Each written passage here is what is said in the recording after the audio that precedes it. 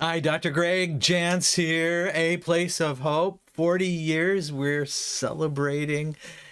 And as the founder, I want to let you know that I so believe in the work that we do.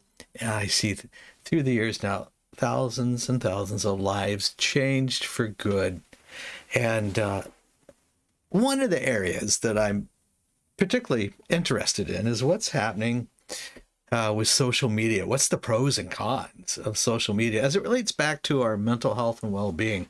So important that I wrote a book called Social Media and Depression: How to Be Healthy and Happy in the Digital Age. Now, let me just say, since the pandemic, the worldwide pandemic, people in herds entered all forms of social media. And this was the way of connecting, and social media numbers grew. And among our kids, 12 to 17 years old, um, the time spent in social media, is average 8 to 10 hours a day. And we know now that there is such thing as a social media or digital addiction. Take that cell phone away and try to keep it away from somebody for a day.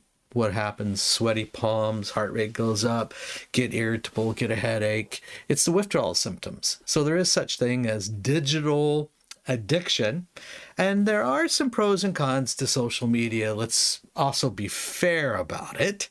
It can help and it can harm. It can create a connection and it can create anxiety, can fuel anxiety. And so what do we need to do to bring about balance? Well, here's some pros. Let's just look at it. We can build community.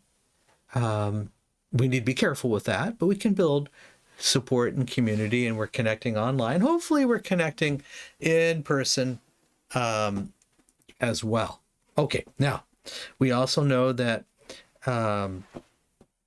social media gives us quick access to information. Not always reliable information, but a quick connection.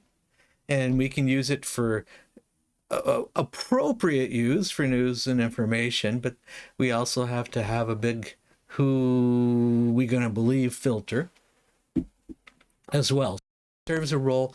I'm in social media. I'm engaged in the whole process as well. But we've got to figure out connections that are healthy and those that are not. Cons: social media, the first things people do is compare. They compare and they always feel worse. Oh, I can put a 30-second filter and totally improve or change my appearance. And nobody knows that, but that's what we're comparing to. I didn't do that, but I could have. Okay, now as we look at, comparison, the next thing that comes is envy, and there's jealousy. And so if we're already struggling with depression, we're already struggling, then what happens is it amplifies all those symptoms. And then we start to feel that jealousy and that envy.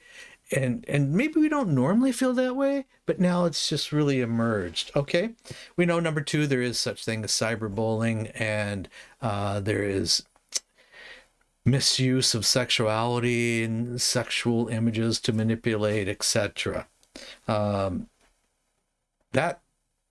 is a huge issue, huge issue.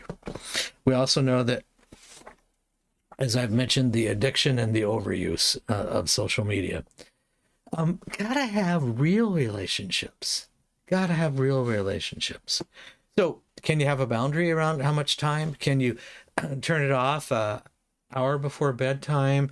Can you engage with people when you're with people and you're sitting there and you're having lunch with somebody? Can you be with them, or are you touching your phone 35 times during an hour? We lose track because it becomes a part of us.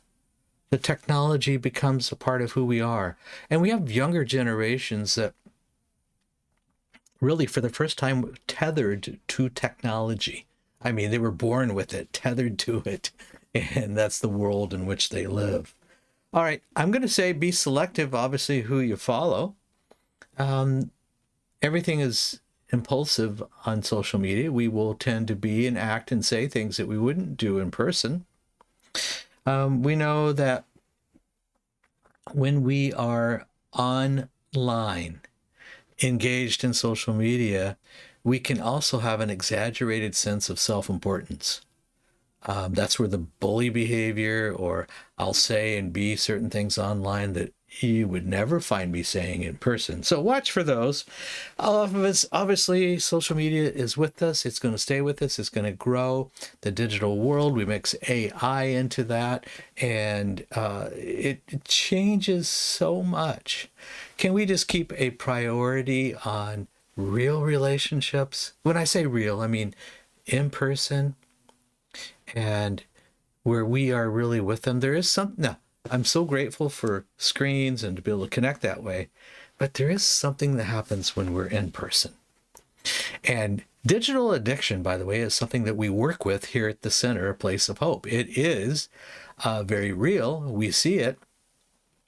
And how do we detox some digitally and then reestablish healthy boundaries and maintain it?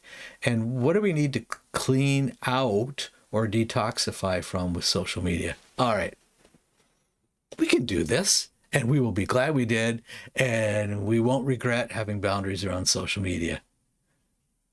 It will help us feel better. And lots of great information in the little book, Social Media and Depression.